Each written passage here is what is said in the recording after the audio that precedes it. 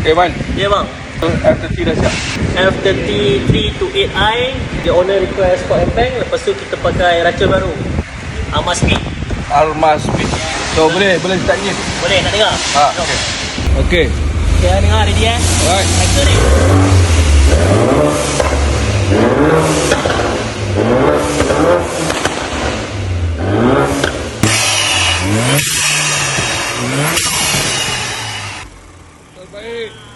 Okay, siapa yang lalu remap kereta?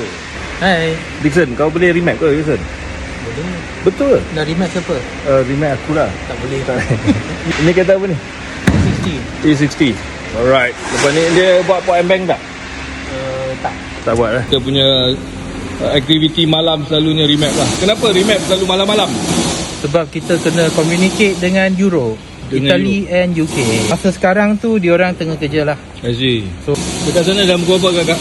dalam pukul 8, dalam pukul 2 petang. 12, 2 something.